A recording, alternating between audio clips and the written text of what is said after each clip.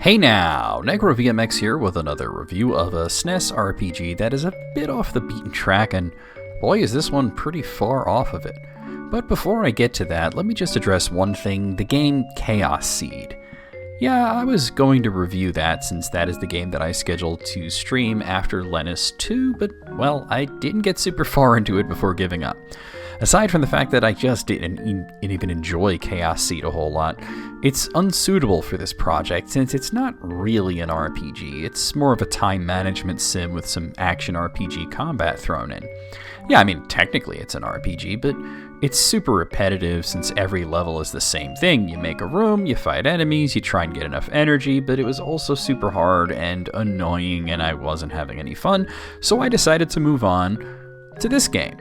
So, E.V.O, Search for Eden, developed by Almanac, is sort of a remake of a Japanese PC game called The Story of 4.6 Billion Years, Theory of Evolution. Released in Japan as The Story of 4.6 Billion Years to Distant Eden, the game tells the story of the history of the planet and evolution as a side-scrolling action RPG, though with a level structure that might remind you of Super Mario World or Donkey Kong Country, where you have a world map and you go to levels on the world map, and there's occasional branching paths or secret exits based on your actions or how you handle a level, or sometimes the stage of evolution that you're at. Since this is a rather short game, it only took me 3 streams to get through, and only the second one was a full-length stream. You can beat this in probably about 6 to 7 hours or so. The review itself will be shorter than average because, well, there's a lot less to talk about partially, and also because, well, I don't have as much footage. So I played this game in the Hygan emulator with no modifications. As usual, I'll be rating E.V.O Search for Eden on a scale from 1 to 10 in the following categories: graphics and presentation, music and sound effects, story and writing, gameplay and controls, and balance and difficulty. And as usual, I'll remind everyone watching that on a scale from 1 to 10, 5 out of 10 is not a bad score, it is an average score. On a scale from 1 to 10, a 7 is not an average score, it is a good score. So if you find my scores unlike that of a professional critic who has written for a magazine or a website throughout the years, well, that's because they usually skew the reviews so that 7 is average, so that numbers are generally higher to please publishers who pay for advertising. I don't have to worry about that, so I'm going to actually use the entire scale. So, looking at graphics and presentation, there's no getting around it. E.V.O is kind of ugly. The character and enemy sprites are fine with good detail and colors, but the levels themselves aren't anything amazing. We have to remember that this came out the same year as Final Fantasy V, Dragon Quest V, and Soul Blazer. It doesn't hold up to those games in terms of colors and detail of environments, with the graphics being quite grainy at times. It's not a total loss though. As I mentioned, the sprites look good with a lot of different enemy sprites, and of course the main character who changes greatly throughout the game. It's always interesting to see what different evolutions will do to your character, though unless you're going to spend a lot of time grinding EVO points, the game's version of experience, you're already going to do that, let's be real. You'll likely only see the evolutions that you choose to give yourself the best stats. The game's presentation is pretty average at best. The menus are kind of clunky and ugly with some weird font choices. It looks like everything was just kind of slapdash. E.V.O is certainly not going to win any awards for being a pretty game. It gains interest due to the good sprites and the curiosity of seeing what you can turn your character into. And sometimes you get big detailed enemy sprites, but the drab backgrounds and poor presentation really detract from the overall aesthetic experience. For graphics and presentation, I give E.V.O a 4 out of 10.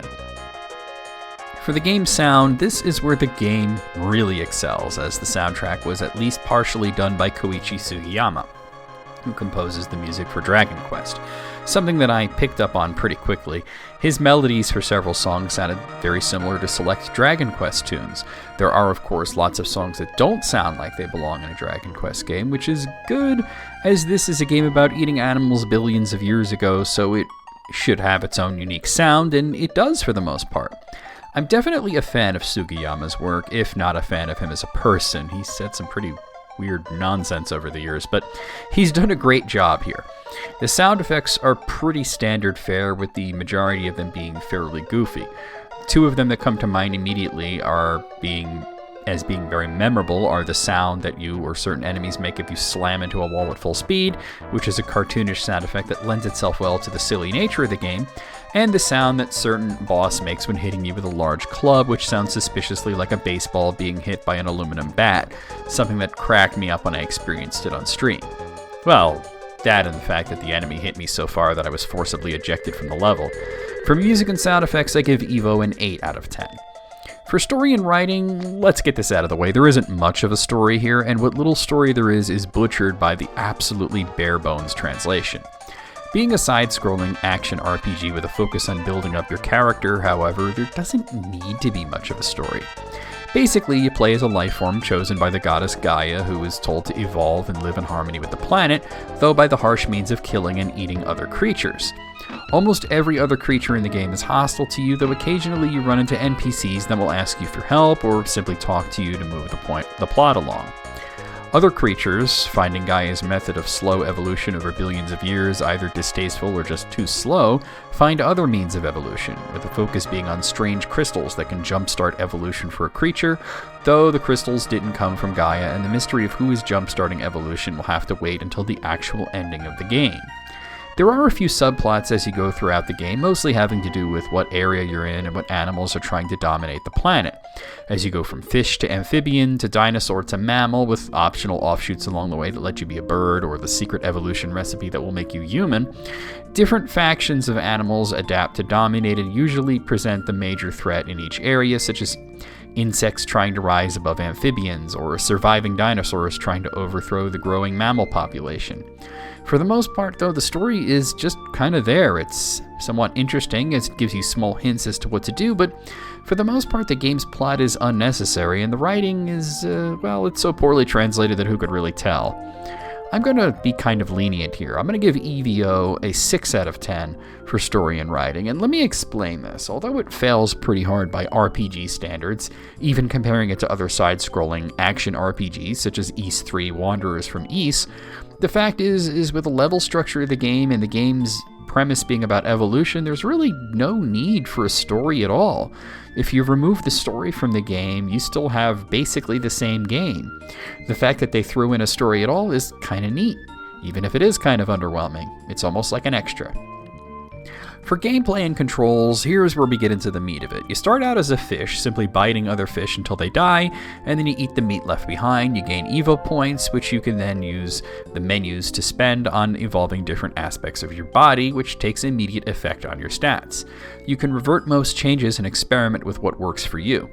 Once you enter the game's second chapter and you're an amphibian, swimming is out and it becomes a running and jumping sort of game, which offers some more complexities, but the core gameplay is pretty simple. The game controls alright. You have a button for jumping, you can double tap dash, there's a button for your basic attack, which is almost always a bite with a slight lunge behind it, and you could press a different button for a bite that doesn't lunge, which isn't an attack, it's used to eat food. You can eat food without the lunging bite, but you can eat food with the lunging bite, but you don't always want your character dashing forward to eat. You'd have to line it up exactly right, so it's nice that they put in that other bite button. You can also jump on enemies for minor damage, and if your animal has a horn, you can dash into them to damage them, though you'll also take damage and the horn will break after a few hits. If you dash, you don't have to hold down the direction. You'll actually continue to move until you either jump, attack, or press a different direction, or hit a wall or an enemy.